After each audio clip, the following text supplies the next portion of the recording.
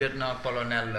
Adama Diop de la DIRPA un ancien de la DIRPA mu yëkkati di yëkkati ay kàddu est-ce que tey on doit avoir cette crainte là que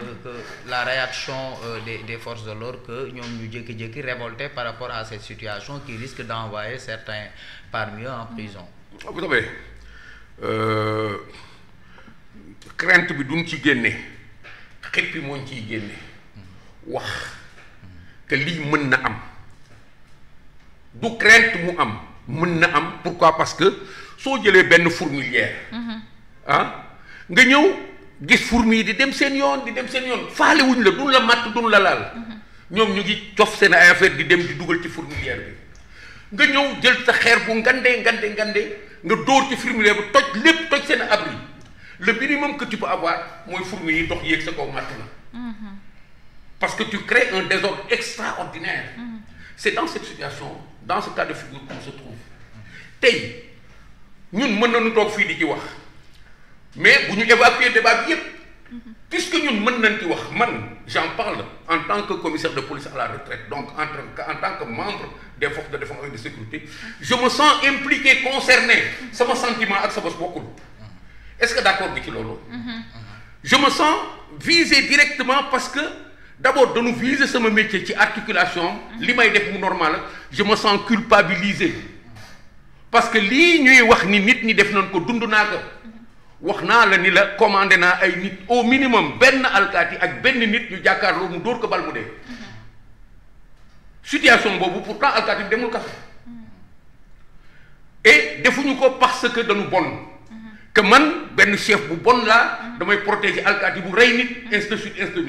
su ñu jëlee affaire bi yëpp muur ko mu taxaw da ngay comprendre lu tax alkaati bi demoon kaso parce que il y a la responsabilité de l'autre et il y a une contextualisation bi nga xam ne da lay permettre soo delloo lu nekk place rek nga xam ne bal bii waroon na génn te bal bii bu génnee mën na rey éventualité boobu moo réalisé wu rey na tey foofu la ñu war a porter débat bi rigoureux sérieux parce qu'ils l'ont voulu effectivement soo demee ci biir police ak gendarmerie ce même débat existe directement ou indirectement ci bëtu nit ñi seen xol ci seen xel peut-être même am na ñu koy ñuru yooyu à côté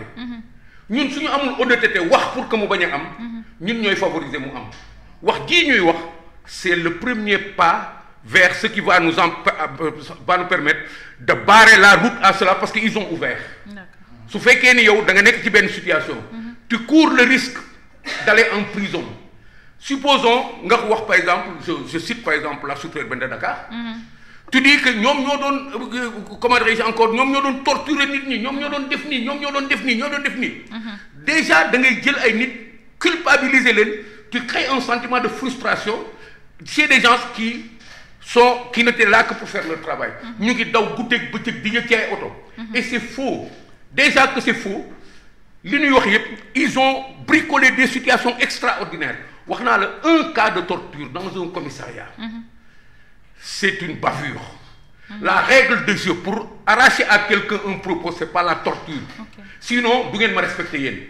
moi je suis un policier de police judiciaire li ma xam fetal dàq sàcc xeex ci mbedd mi dóor bal rey loolu laa xam mais ci situation boobu du tere man ma nekk nit ku normal parce que sama métier rek laay def si à plus forte situation bi nga xam ne situation politique la vous croyez que des policiers ay nit yu am fulla am fayda mën nañu taxawal Macky Sall quelque part mu naan leen jàpp leen waa ji roof leen ko ay kii dagg leen tànk bi lakk leen xuur yi excusez-moi du terme non ku ko ci def rek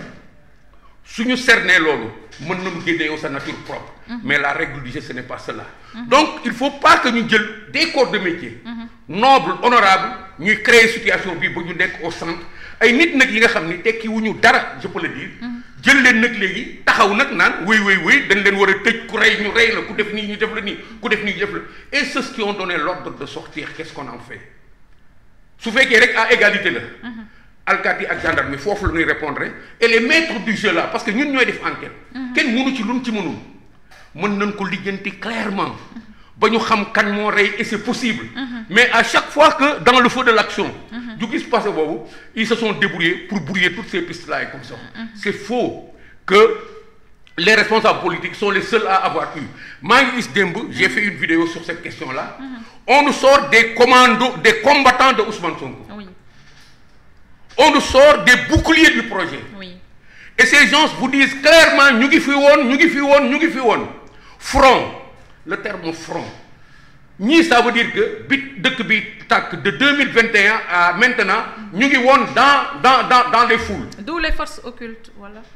Oui, les forces occultes, moi je préfère utiliser mon vocable. D'accord. Parce que Koku, demain, il faut marcher sur la déclaration du ministre. Demain, il y a une version au bord. C'est une version purement policière.